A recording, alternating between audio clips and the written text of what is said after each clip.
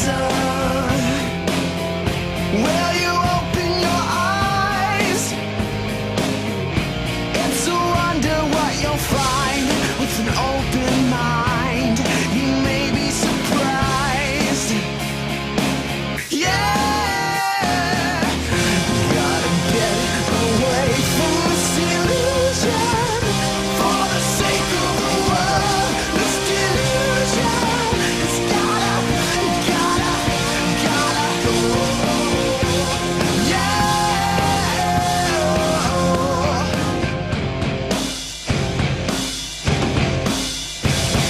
Hey everybody, welcome to another edition of the Atheist Experience Live. I'm your host, Matt Dillahunty. As you know, because it popped up twice on the introduction, one of those was actually supposed to announce that we have Nick Lee as a guest on the show today, and we'll get into more of that in just a minute. And Martin Wagner is back in preparation to go off and be our roving reporter at the amazing meeting. TAM 9 from outer space, yes. Awesome. Yeah, so, because we got a guest, we've already got phone lines full, I want to get through the announcements really quick. This is the Atheist Experience. We're coming to you live from Austin, Texas on public access TV and streaming over the internet. You can find out more information about the show at www.atheist-experience.com. And we're sponsored by the Atheist Community of Austin, a nonprofit educational organization promoting positive atheism and the separation of church and state. And you can find out more about the ACA at www.atheist-community.org. If you do not get through on the telephone today, or if you don't want to and you want to give us some feedback, you can email TV at atheist-community.org. That goes to myself, the co-hosts, the people behind the scenes who actually do the real work to make the show happen. And we cannot possibly answer all of them, but we do our best to read all of them and take any feedback into consideration. Also, for those of you who've been kind of following what's been going on in the blog world, I was a part of a team of bloggers who went head-to-head with PZ Myers, the overlord of atheist bloggers, in a competition to see who could raise the most money for Camp Quest. And we won. And because of that, or as part of our bargain to get people to donate on our behalf, each of the various bloggers and personalities agreed to do something. Greta Christina is going to be singing karaoke. I think JT's waxing his legs. Jen's going to learn to ride a bike. Jen McCrite, that is. And I agreed to do an episode of the TV show in drag. For the people who have been asking when that's going to happen, it's next Sunday. Not only have we run out to get my other ear pierced so that I can wear proper jewelry, but there's nair involved and trips to a salon and dresses and wigs and the whole 9 yards. So tune in next week and it'll be just an absolutely normal show, except that I'll be in drag. So, in addition to this program, the ACA also sponsors a weekly internet audio podcast that ends up being more bi-weekly. That's the Nonprofits. You can go to nonprofitsradio.com for more information. That's PROPHETS. And that's it for the announcements, except for one, and that's that after the show's over, we get together for dinner at El Arroyo. They'll put the address up on the screen. Any atheist or atheist-friendly person is welcome to come to any of our events. You don't have to be a member. They'll have the phone number posted up, although the lines are currently full. And we'll get to callers in a little while. But since we've got an in-studio guest, which doesn't happen too often, everybody please welcome Nick Lee, current president. Thanks. Yay. Studio audience. Hey. You are currently president of Atheist Alliance America now. That's correct. And you've had about 15 important positions just prior to this, which were all similar. So why don't you... Climbing the corporate ladder, so to speak. Yeah. Yeah. Well, I began as the president of the Freethinkers Association of Central Texas, based out of San Antonio. And I moved into that organization. We worked with that for a few years and began to build the membership and so on. And then during that time, I met up with someone who wanted to put on conventions within Texas, Paul Mitchell. And he has successfully done that. We formed a nonprofit. I became his vice president in that, and we've put on 3 very successful Texas Freethought Conventions in the state of Texas. Amazing growth considering the environment we live in. And then last year, in October of 2010, I made the mistake of going to the Atheist Alliance International Convention in Montreal, where I got elected president. Bummer. So that's, and at the same time, there was a motion passed to split that function into the international arm and the domestic arm, and I chose to remain with the domestic arm, but we have been working for the last 10 months or so on making that transition happen. And the new AAI launched at the Dublin Convention, which I'm sure you've seen plenty of videos on YouTube from that convention. So they're up and running with a new set of officers, newly elected in June of this year. Meanwhile, I'm reconstructing, putting back together the domestic operation, all of the affiliates that are in the U.S. And so you're in the process of revamping the website, Yes. and a bunch of other things. There's a convention coming up in October. I'm glad you mentioned that. I am too. It's one of my favorite things to do every year. Yes. So this year, this will be in effect, the first convention for the Atheist Alliance of America, and we were doing it in conjunction with the Texas Freethought Convention. So we'll be holding it in Houston, Texas, on October 7th through 9th, and we have an all-star lineup of speakers there. We can go through the whole list if we have time. Dawkins will be there, Shermer will be there, P.Z. Meyer, Victor Stenger, Elizabeth Cornwell, and many, many more. So that's going to be a bang-up convention. We're still working on the refinements of the schedule for that and slotting all of the prime speakers in the right place, and we're still working on the pricing. So we haven't yet opened registration. The registration, I think, is going to be quite reasonable considering the lineup of people that we have, and we've negotiated a fair rate with the hotel for the reservations there. As soon as we can get that open, up and running, we'll have a link on our website at www.Atheist Alliance of America or Atheist Alliance America. I understand both of them work, .org. We'll have a link there that will lead you to the software that you can register, and also to the hotel where they'll have the reservation software set up for us with our discount. Cool. Let's talk a little bit about what your plans are for Atheist Alliance America, because I've talked a number of times about how a lot of the major organizations tend to work top-down, and we're here as a smaller local organization. We've done some of the groundwork that other organizations might want to do, so there's now, in addition to the Atheist Community of Austin, there's one in Tulsa, which I'll be speaking at the end of the month, and I think Topeka and maybe Montreal and some other places.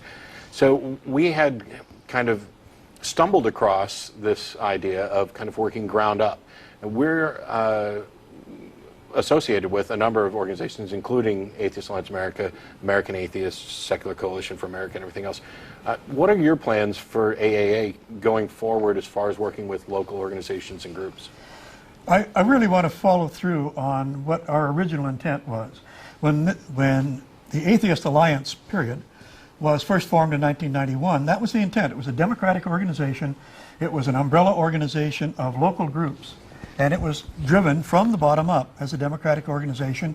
And each affiliate was a member of the council, the governing council for the organization. We began picking up international members along the way, and we changed the name to Atheist Alliance International in 2002 to reflect that. Now, with our coming back to domestically, I want to pick up again on this theme of helping grow the local organization. As you say, Matt, I'm convinced that there are several large organizations nationally who work this movement from the top down. They're interested in the national issues, and they have the resources to do that. But there's a lot to be done at the local level, and I want to emphasize that. I want to be the umbrella organization for these democratic or local groups who can do some local activities, can reach out to the community, build their organization, build their leadership, and we can help do that. Part of the way that I want to do that is with an ambassador program that will represent the Atheist Alliance of America to go out to these places that are struggling. And part of the talent pool for those ambassadors will come from places like the Atheist Community of Austin, and from a very strong group in Los Angeles, one in Sacramento, one in New York City. These people have very successful programs, and very active programs that reach out to an entire community, not just a speaker series, not just working at the food bank, but a whole panoply of things that can be done. And the additional thing I want to work on is political activity within the local area. Much to be done there. We can help do that, and so we want to invite more people to build affiliates.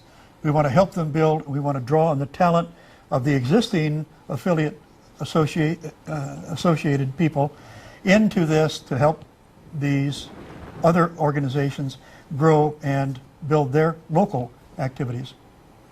So I don't know if Martin had questions as well. I was glad to hear about, working towards things like, we tend to focus on the State Board of Education because it's a mess in Texas. But there are things that people can do in their local areas with local school boards and advisory boards, things to make sure that, the secular voice is being represented well across the board. We're not just a forgotten minority. I think the advisory board in Texas, and I'm not sure how common it is in other states, but in addition to the elected school official or school board, which is pretty difficult to go through that, put your money on the line, go knocking on doors, there are advisory committees that folks can get into for each school district that will work alongside those elected officials, and you can make an impact there.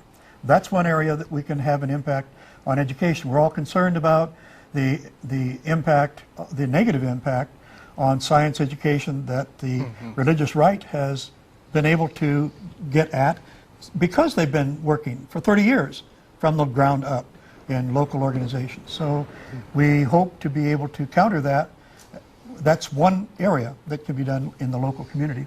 Yeah, I've always thought that that was probably a very necessary thing to focus on because, as you say, the reason that creationists and the Christian right have been able to move so affirmatively on such things as the State Board of Education is because, for one thing, they do have organization, they do have a group of supporters that are focused, and they look for these areas in state and local politics where there isn't a whole lot of priority given. The reason, for example, that very few people in the Democratic Party here in Texas, for example, really have paid much attention to the State Board of Education. They're all worried about the Senate and the House and the higher offices. So this allowed the Christian right to just pack its people onto the board, and suddenly you have this little committee which is not supposed to do things like make waves internationally. They're just supposed to approve things for state school-wide curriculum. Suddenly, around the world and around the globe, people are ridiculing Texas because of the antics of Don McElroy and Terry Leo and all of these creationist fanatics on the State Board of Education. And it suddenly became, there was, well, holy mackerel, there's really cause for concern here. And now with the new chair, which is Barbara Cargill. And by the way, if you don't bother following it, I highly recommend Texas Freedom Network, who they're a fabulous watchdog for not just State Board of Education issues, but religious conflicts with the legislative process in Texas. Their blog is phenomenal for getting up-to-date information, which is one of the reasons why I don't spend a lot of time on it, because they're so much better at it than we could ever be. It's their focus. And education is only one of the areas that I think we can begin to work on, and using that same model. I mean, let's not be afraid of emulating our enemies. They have worked for 30 years to get to this point where they are now a political influence, although I happen to believe that they have reached their high watermark, that they overstepped themselves, particularly with Don McElroy and the education thing, when he was so blatant. And in many other areas. I mean, it did become an international laughingstock. Yes. And so then the Democratic Party, or progressives generally, and I want to make the caution here, we're talking about politics, local politics, and statewide and national politics. That's fair game. Partisan politics is not. We're a 501c3. Most affiliates are 501c3. You got to be careful about endorsing particular candidates, but issue-oriented, that's fair game, and that's what we ought to be in. And we can ally ourselves with a wide group of people in doing that, including some of the faith-based community. They're not happy with this either. They're not pleased that the fundamentalists have run off and misrepresented their own position on these things. So, we can ally ourselves with lots of folks on specific issues, maybe not all of them, but moving from one to the other. And I think that's how we leverage our political clout. Right. And by having that same degree of organization and focus that the religious right has put into their efforts. Precisely. Yeah, and it's one of those things where over the past couple of years, as this issue has heated up, it's kind of changed my perspective on things. From a personal standpoint, of course, I'm generally partisan, but I have worked alongside of and known people from every party, Democrat, Republican, Green, Libertarian, who side with us on church-state separation issues because it just makes sense and it should be the law. I don't know why it's not being enforced. So this isn't the kind of partisan issue. This is about there's a small but vocal and well-funded contingent of people who have basically wormed their way into little areas to promote their particular ideology, which isn't tied to any party, and would be an embarrassment to the some of the older members of the parties that they wind up with. But, I don't know. I think the small little group of people that you talk about in the state of Texas specifically happens to be perched right at the top of the heap, right? I mean, we have a governor who's having a special prayer day rally on because August 6th. obviously the way to solve the problems of Texas is not for him to stay at home in his office working.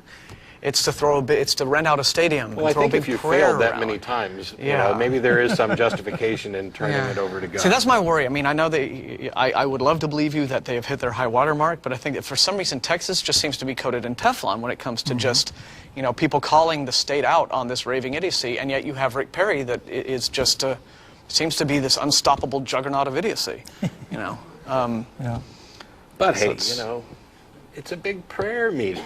Yes. And the cool thing is I wasn't going to go to Houston for this. Because there's already thinking about it still. There are already organizations down there that are planning a rally kind of protesty type thing, and it didn't make sense for me to drive over to Houston and do it. And then I found out that the Westboro Baptist Church is also going to be protesting Governor Perry. So how do you not go now? Because this is the one time you'll see the atheists and Westboro. I want to stand right next to Shirley Phelps and call them out for this. Because people who support free speech and church-state separation are my friends, even if they're batshit crazy in other areas. And on that note, why don't we go ahead, because we've got some calls. We've had people being 40 very minutes patient. left and everybody's on hold. We'll try and take some calls real quick. We've got Luke in North Hills, California. Hello? Hey, Luke, how are you? All right, how you doing? Good. All right, so I have a couple of questions. My questions regard I have feedback on the receiver. Yeah, if you're streaming or something, you're going to want to turn it down. Okay. Yeah. No, it's on my screen. I have it all the way off, so... Okay. Oh, anyway, I'm going to try to talk about what you brought up on Father's Day, on Dan Patrick and the abortion issue. Mm-hmm. So I was kind of interested by what you post that was to show that Dan Patrick doesn't really believe what he says he believes. Yeah, you're probably gonna want to email the TV at list and specifically talk to Don about the points you raised. But I'll happily address whatever question I can. Okay, well, it was kind of implied that because God killed people or caused abortion or killed his son, that means God is actually for abortion. So does that mean Christianity is pro-abortion? Well, I don't know that that's necessarily the case, and I'm not here to kind of interpret individual views on Christianity. Yeah, ask Don. My thing is that for the Christians who there are Christians who would say that the Bible is opposed to abortion.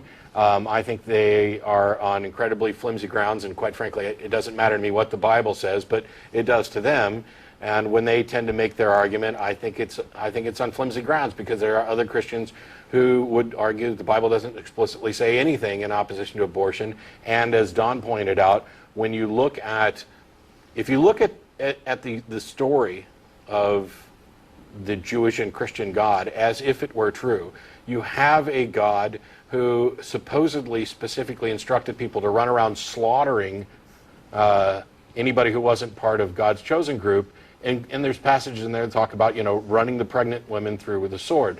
Now, obviously... But save the virgins. Yes, but save the virgins. For yourselves. And obviously that's not identical to today's modern abortion. But the point is that he doesn't seem to have any qualms in that story about killing off the unborn. And if you look at what Jewish law has to say about when an unborn fetus becomes an actual person and gets counted with regard to census, it has nothing to, it's nowhere near conception. It's actually after it's born. So I mean, our modern laws that limit abortion in the United States are actually more strict than what would be the ancient Israelites' view on when somebody becomes a person.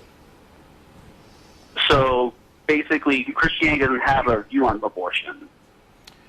Well, Christianity probably does, and any number of denominations. My thing is that if Christianity is based on the Bible doesn't have a clear, concise position on abortion. And the verses that most Christians I've talked to tend to appeal to don't make any sense in the context of abortion. And there's plenty of verses that you can go to that would counter their argument. It's the same thing with almost any issue you can come up with. You can make the Bible support whichever side or position you want, with a few exceptions. So Christianity doesn't have any universal doctrines that could unite them, so you can criticize. No. Not on the abortion issue. There's not a universal doctrine. You realize there's well over 1,000 denominations that identify as Christian, and they disagree on every single point of doctrine, including whether or not Jesus was God. And yet they still identify with this label, or whether or not Jesus existed as a human, or a half human, or both human. There are groups that don't accept the Trinity. Every single point of doctrine is going to be challenged by one of these groups or another. It's a complete mishmash, and they're all using the same label, and it's not my job to sort them out. If you've got some orthodox view and you depart from it, you should probably change your name, because all you're doing is confusing things by keeping the old one. I mean, if there's a group of atheists who decide we believe in this particular God but not all the others, and they run around still using the atheist label, I'm probably going to complain a little bit, because they're not representing not getting it, yeah. what atheism is. I mean, and we don't even have any dogma or doctrine or anything. Mm-hmm. You know, what's always struck me, if I remember correctly, some 60% of fertilized eggs are spontaneously aborted. That makes God the biggest abortionist of all time. Yeah, if your belief system includes the idea that God is governing every little thing that happens everywhere, right down to the atomic level, then yeah, in that context it would be. Mm-hmm. Do you have anything else, Luke? Yeah, because I heard a lot, but I'm not sure anything answered my question. Because it seems that you still want to point out that Christianity is contradictory, but to itself, or the Christians actually represent something that's contrary to what they believe.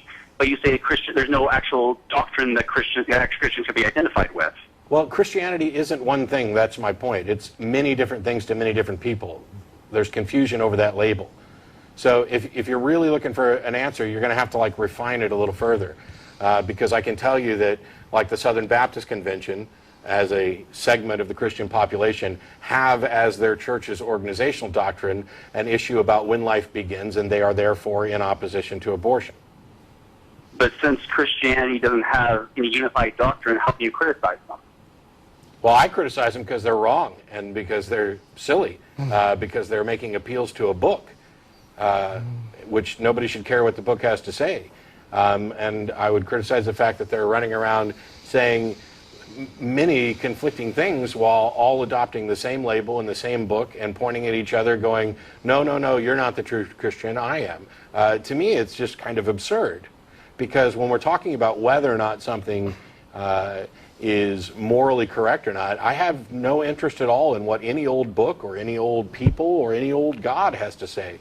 It's based on other things entirely. So I'm not really sure what you're wanting me to say. Well, it doesn't seem to be that you have, no one can really be identified as a Christian, and so there's nothing to really criticize. I'm sorry? Well, since Christianity can be anything to anyone, then how can you criticize anyone when they're Christian? Because if they're saying one thing, they could actually mean something contrary. Well, so you could criticize them on that basis, that there is a fundamental incoherence to the belief system. If a particular Christian says, for example, that I am against X, and X can be abortion, and they cite the Bible as their reason for this, or they cite God's law or God's will or anything to do with God, you can ask them, all right, can you please show me where it says this in your scripture? And they'll either show you something that they think fits or doesn't. You can find, then, other denominations and other sects of Christianity who will say, no, that particular group, that person over there, is misinterpreting the Bible. God doesn't say that about this issue. He says this. So, instead, far from having no basis to criticize Christians and Christianity, in point of fact, what you're bringing up is one of the most salient criticisms of the belief system, which is that if this really is one truth, why are there so many different groups of you? And why can no one come to terms? And for clarity, because I think I kind of understand, what you're getting at, I would say that if Christianity as a label is to have any value, and by that I mean every label is there as a tool in language to communicate information. And so there must be some minimum set of things that qualify as Christian. I don't know that abortion is necessarily one of them. Mm-hmm. The idea that, for example, there is a God and that Jesus is somehow involved in this picture, those types of things would be minimal, part of the minimal set of items that we would consider Christianity. But I don't get to define what Christianity is because I haven't been one for a decade. So no one can clarify, no one can define what Christianity is. Oh, plenty of people can offer their definitions, but there's not any unified definition that necessarily speaks for all Christians. So, well, I guess I've already answered my question. Thank you for your time. Sure. thanks for calling, Luke. As a reminder, we got about a half hour or so left in our much shortened show, which may be lengthening, we don't know. There may be changes coming. We're still kind of in flux on a lot of things. But after it's over, we get together for dinner at El Arroyo. They'll put the address up on the screen right there, 1624 West 5th Street, 5th and Campbell. And any atheist or atheist-friendly person is welcome to join us. Yeah, I'm not sure I know exactly what he was looking for. Was he trying to get me to define Christianity so that he could knock down that straw man? He was saying you were in no position to criticize them for that position that they take. He didn't understand apparently the variety of folks. Yeah, I think that he was trying to get at what our basis would be for having a criticism. Yeah. It's the reason. And that's what I tried to explain. It's the reason why one of the most common things I've tried to do on the show is instead of I don't first of all assume to represent Christianity very often, except when we're talking about something specific, and then I'll try to make sure I'm very clear about what I'm talking about. But also, when somebody calls in, I tend to ask them what they believe and why, and I don't care what label they attribute to it, because we're talking about what they believe and why, and I don't care if they identify as a Christian or a Baptist or Catholic or a Hindu or whatever. It's not up to me to define what is or isn't a true Christian. I wish one of them would, and maybe they could get some consensus on it and swap some labels around, because it'd be a lot easier, because then I could say, oh yes, now that we have a good definition of Christians, obviously they're, right on this issue and wrong on this issue, or I agree with them on this issue and I disagree on this issue. And this other group over here, which we're now going to call Christianity B, they're more correct or less correct in the different areas. But that doesn't happen. It's wishful thinking to think that it's likely to after this long, because the trend is towards an increased diversity in that definition. Every day that goes by, every new person who identifies as a Christian invents a new version of Christianity for themselves. It may be very similar to the person sitting next to them in the pew, but there's going to be differences, because people tend to think that their God agrees with them. And as long as they think that, there's a new version of Christianity every time somebody adopts it. Well, when you create God in your own image, that tends to come with the territory. Yes, I would Very say highly so. personalized God. Tailor-made. So we got Josh and Georgia, you there? Yeah. I'm Hey, here. thanks for waiting. No problem. I'm a big fan of the show. Thanks for having me on. Sure. I wanted to get y'all's opinion on In God We Trust, not necessarily on the currency, but on the coins, which it's been there since 1864, Sure. when Abraham Lincoln was president. Yeah. And I just want to know y'all's opinion on that. I know people sometimes try to say that we're a Christian nation and we're appeal back to "In God We Trust" on the currency, but and I can tell them, or in the Pledge of Allegiance, and I can tell them that it was only been there since about the 50s. Mm-hmm. But I look here at the on the coins, and they've been there a lot longer. Sure. The issue is that it was on the coins a long time ago, along with a lot of other slogans, but it was never anything official or required. It was in the 50s, in the McCarthy era, that we adopted "In God We Trust" as the national motto, and that required it on all currency from that point on. Yeah. That's the problem. And beforehand, the motto had been "E pluribus Right. unum." So yeah, the 1800s, it was a very, very religious time, of course. But that doesn't mean what the Christians think it means when they talk about America as a Christian nation. Our forefathers, however religious they may have been, some were deists, some were Christians, some were from various faith traditions, still understood as devout, in fact, because they were as devout as they were in many of their beliefs, that this is not a thing government should stick its nose into. Because they had come from Europe and England and overseas, and where they saw what happened when churches and kings got together and everything went crazy. So they wanted something that, no, this is going to be a people's government. This is going to be a people's nation.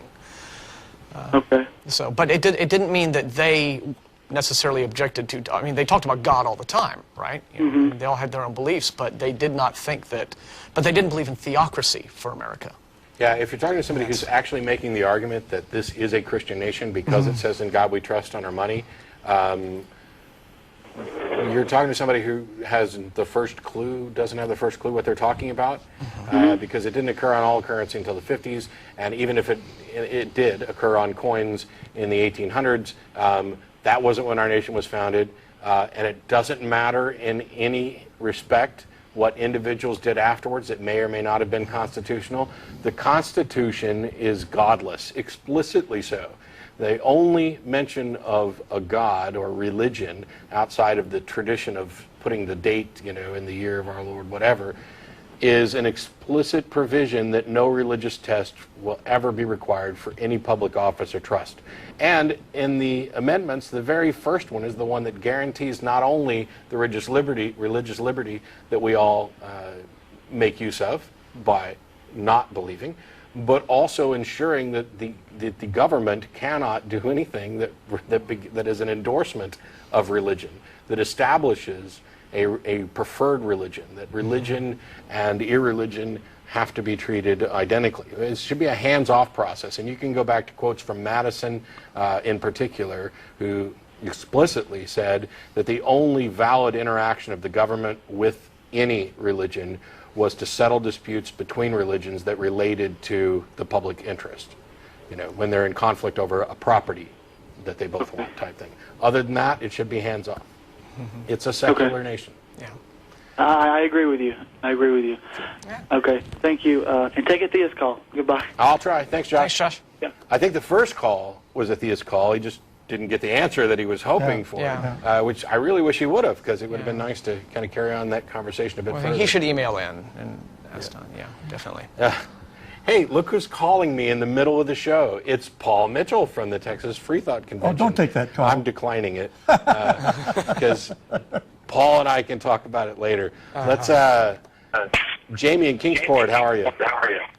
Oh, Hello. turn down whatever you've got. You're feeding back big time. Yeah, can you hear me now? Yeah, how Better. you doing? Okay, yeah. I was in the Army. I was a chaplain assistant. I started going to seminary at Liberty, where Jerry Falwell was the president of. And I've got a question about, since I was a chaplain assistant, what's your view on humanist atheist chaplains of the military?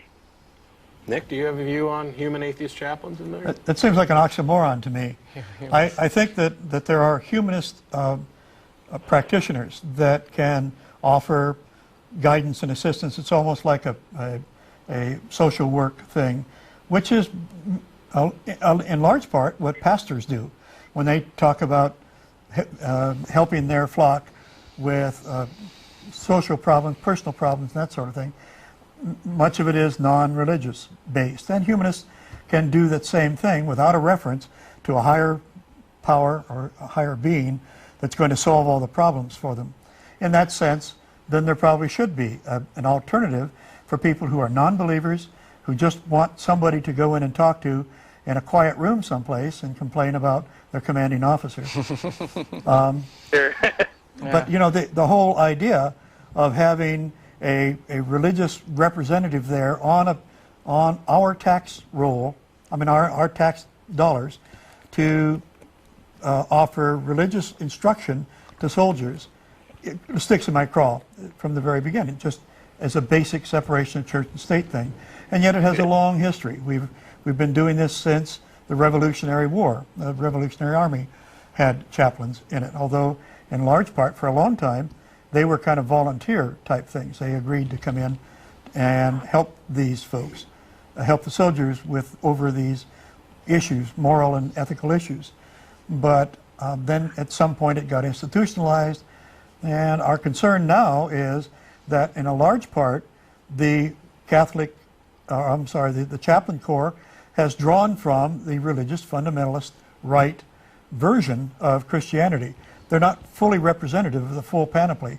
They do get instruction. They're told that they have to provide service to all manner of folks, of soldiers, but clearly their bias is with that religious fundamental, because that's where they're definitely proselytizing, and a lot of chaplains can't admit that they're proselytizing. Yeah. But that's what they're doing. They're trying to save souls ultimately, you know. Mm-hmm. Yeah, among the fundamentalists, it's almost impossible for them to not proselytize, so they don't even recognize it when they're doing it. Yeah. My take on the chaplaincy is very similar to Nick's, although I have some subtle differences.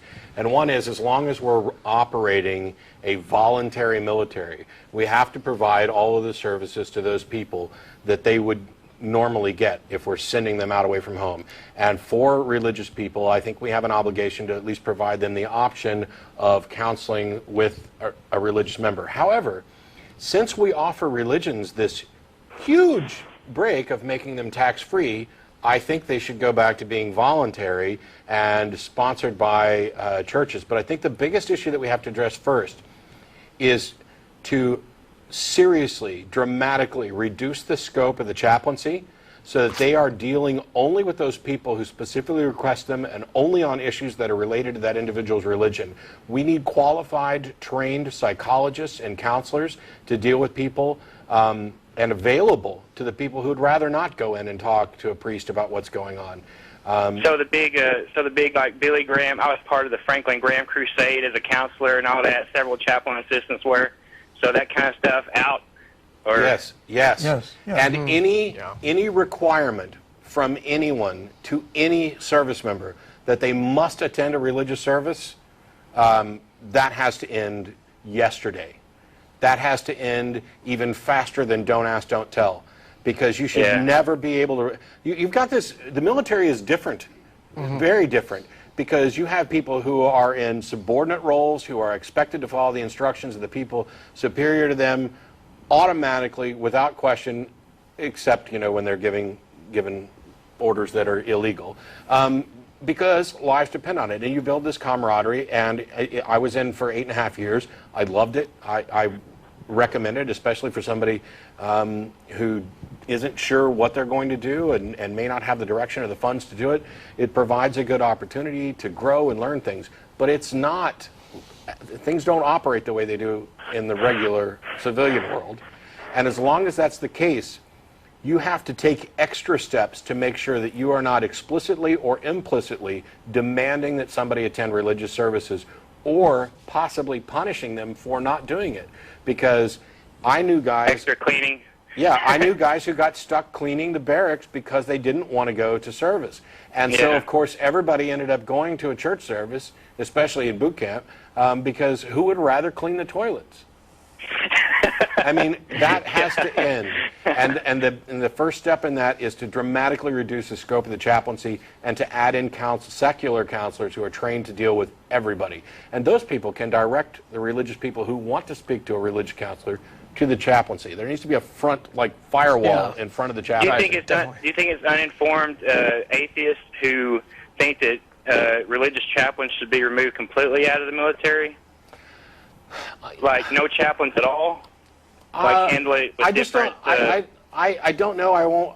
I can't obviously speak for them because there's a number of people who feel that way. I just happen to disagree because I saw, you know, when I was religious and I was in the military while I was a Christian, I would have wanted, while I was out in the middle of the Gulf, in the Gulf War, if something had happened, I would have wanted to talk to somebody as close to my own denomination as possible. It's impractical on for example, an aircraft carrier of 6,000 like I was on, to have a representative of every religion. And I mean, it's just absurd. Yeah. And so you need the secular counselors who then can perhaps remove the chaplaincy, now that we're in this new age where we can Skype via satellites around the world, remove the chaplaincy entirely and have these counselors direct people to ministers who aren't in the military, to a representative of their religion, get them in touch with somebody. I think it'd be cheaper to even fly some of these individuals out on occasion or give them a 48-hour pass and ship them home so they can talk to a minister if it's that serious and it's what they want to do, than it would be to continue paying a chaplaincy corps, who, by the way, never mind. I won't say anything too bad about them. But yeah, I would like to see it go away in stages.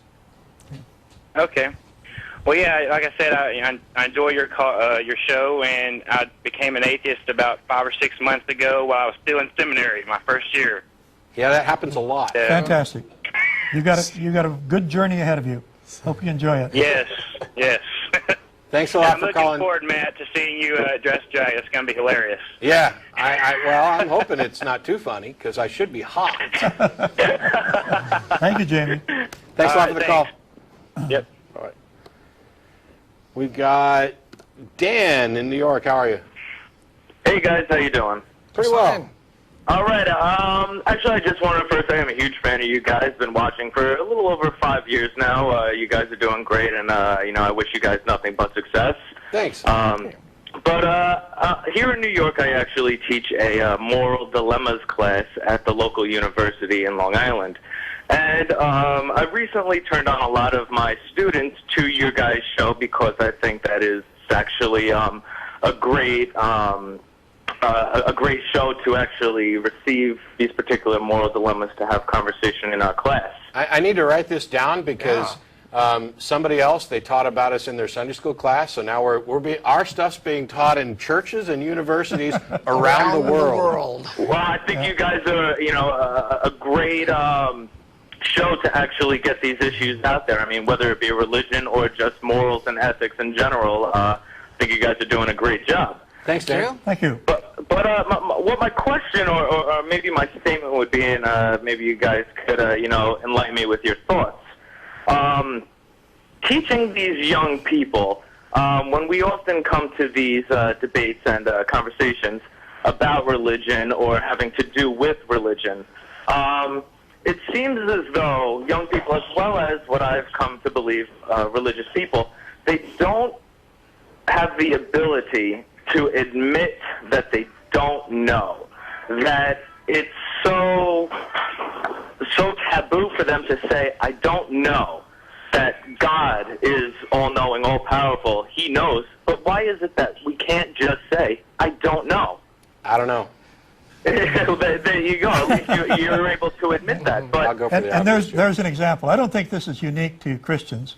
I think everyone has that difficulty. Once they have studied something, or even if they've not studied something, they've come to a conclusion, and once they have reached that, it's a stretch for them to move from that position.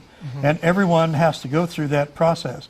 And particularly with received religion, or received truth, I guess, it's even more difficult for them because they've been told this, it's been imposed on them, and they have accepted that without challenge, without it really thinking through it.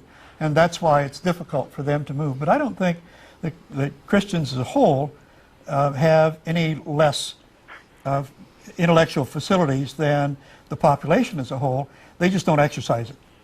Oh, definitely. I completely agree with that. One of the issues that we spoke about in a recent class was the interview that you, Matt, had with Ray Comfort, and he was using the example that he doesn't have blind faith, which I found somewhat amusing.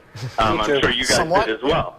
That's very generous. But what I don't understand is how a person of his stature and what his career is based upon, why is it that he is okay by saying he doesn't use blind faith and that he uses knowledge, when to people like you and myself, we know that he doesn't know. He has a pretty good idea that he does, but a personal experience isn't knowledge. So why is it that people use personal experience as knowledge when it isn't? Well, I think one problem that I find that is prevalent among Christianity, well, religion in general.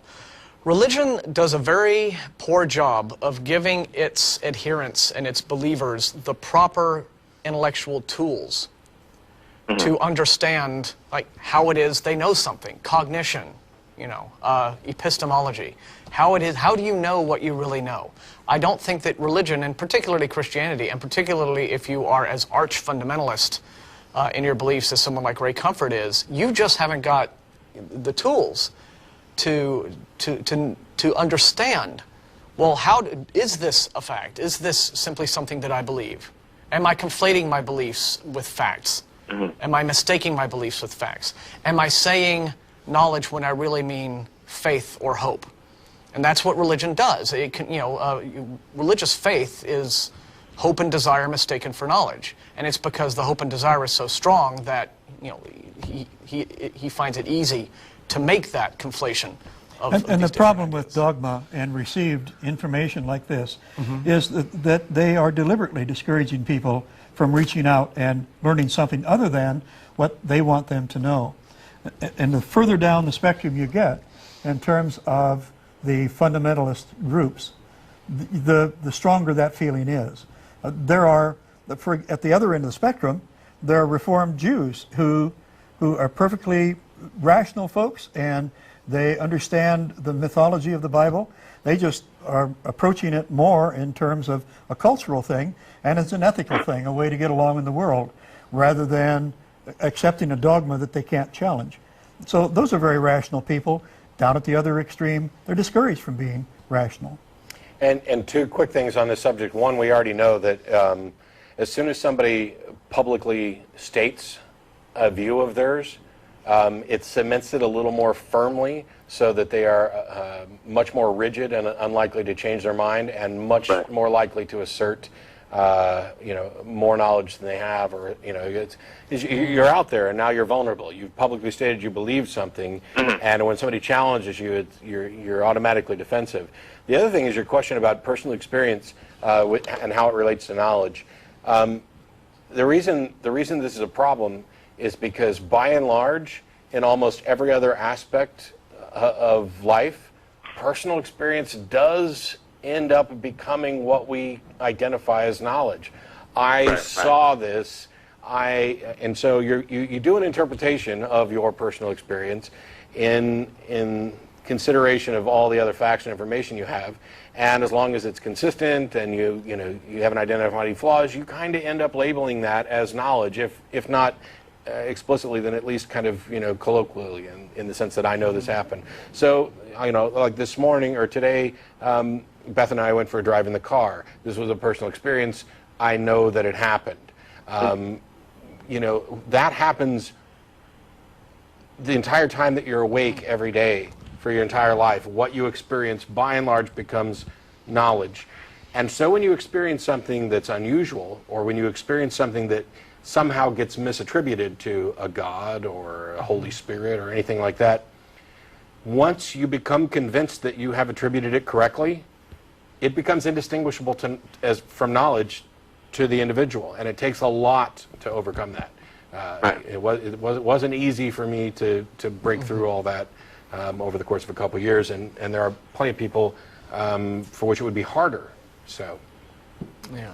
All right. Well, I really appreciate your input, and hopefully I get to call back one time and talk some more about these issues. But I'm sure you guys have plenty more callers to take. Hopefully you have some more crazy Christians or whoever else that could offer some more entertainment. But keep on keeping on, and hopefully we'll see you soon. All right. Thank you, very Dan. much. Thanks, Dan. Bye. Yeah, don't forget to give all your students extra credit for watching us. Yes. That's Adam in Oklahoma, how are you?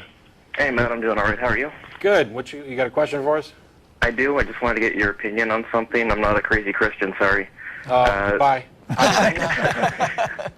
The question I had was, if we had a world free of religion, what would be the biggest benefits for everyone? That is the base benefit. If we had a world free of cancer, what would be the benefit?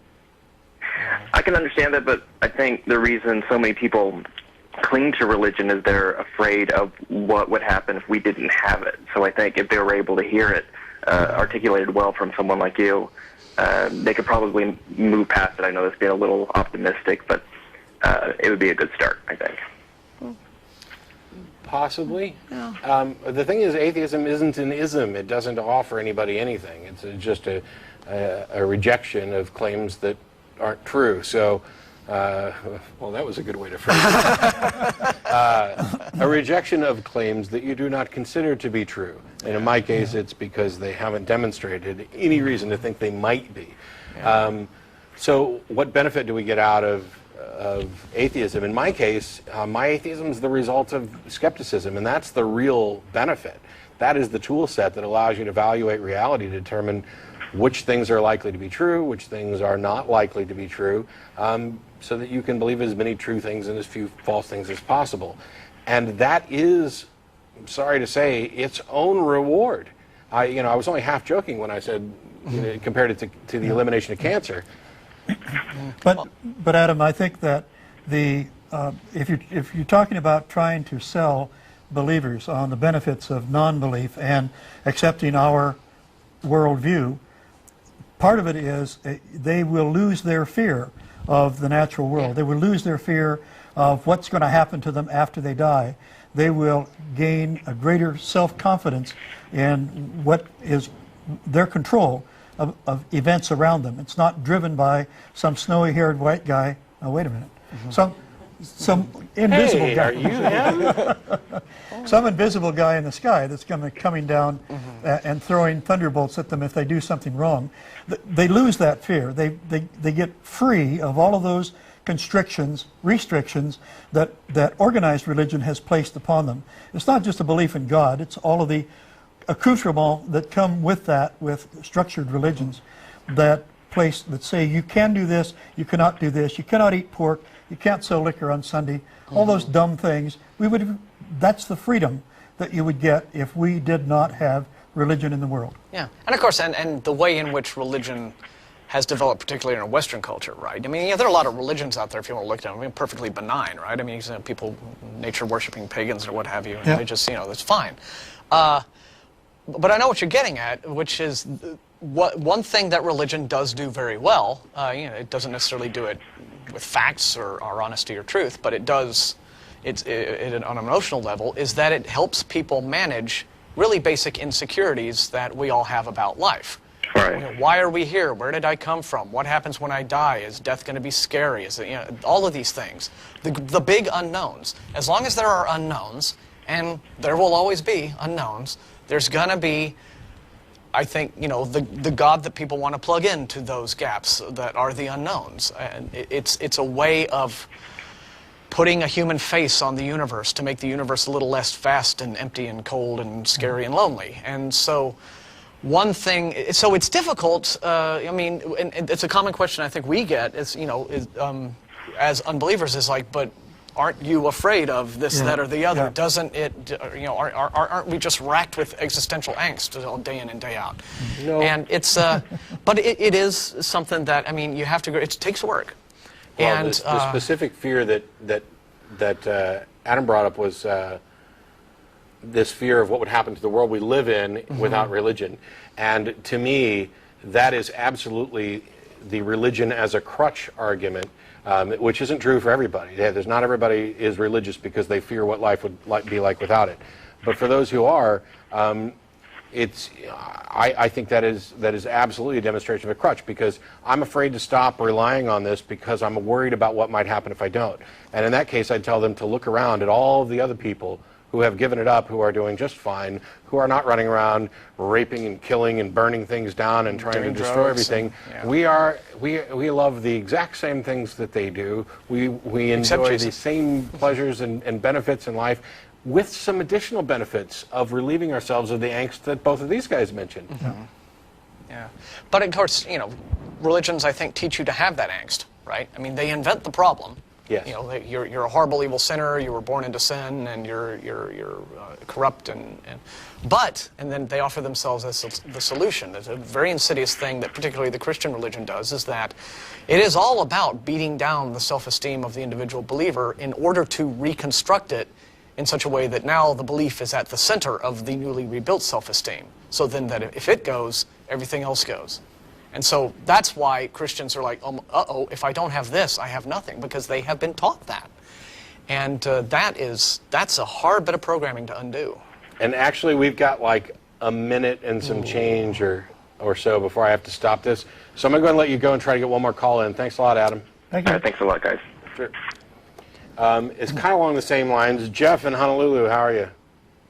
Yeah, hey, how's it going, guys? Yeah, I was just going to basically just touch on that, too, was just that, you know, a lot of people, when I talk about this with Christians, they kind of have the same thing where they say, you know, it's good to have hope just in the belief of a God, not necessarily as a full having of a religion, but just having the hope that you can, you know. Jeff, we're almost out of time. Let me get to this. What they posted that you said was that the idea that a world without a religion is dangerous. That you personally think that a small amount of religion is helpful. Is that right? Yeah, maybe not religion, but just the belief in a God, because it can give you hope. Yeah. Why do you what about that do you think is helpful that we would risk losing? Well, I guess in the terms of like children, because you just get like children who are kind of in a bad situation. It gives them a small amount of hope that they're not alone. You know what I mean? I guess. But you don't need a God for that. You can give them mentors. You can give them friends. You can give them all people in the community and schools, and there's so much in reality that can support children in that circumstance. You don't need to sell them on a different version of Santa or, you know, the Easter rabbit. And I also think that this idea of giving them false hope is potentially dangerous. Yes. Because when they finally discover that it wasn't true. Yeah, now you're kind of screwed. The farther you fall, yes. You've lost credibility. Yeah. I have? I thought you were just telling me. Hey, we are absolutely out of time. I want to thank Nick Lee for coming down to the show. Thanks so much. Thank you. President of Atheist Alliance America. I almost gave you Dave's job. I've given me Dave's job before, too, I think on stage. But we'll be back again next week, or actually I won't be. Matilda Dillahunty will be here in my place. Thanks to the crew right there, and don't forget about coming down to El Arroyo if you'd like to have a drink. I'll be at TAM 9 in Vegas, so say hi to me. We'll try to organize a little AETV get-together, a little meet-up if you're going. So, and I'll be at the AAI convention in Houston in October. As will we, I hope. Indeed. See you next week. Toodles. Bye.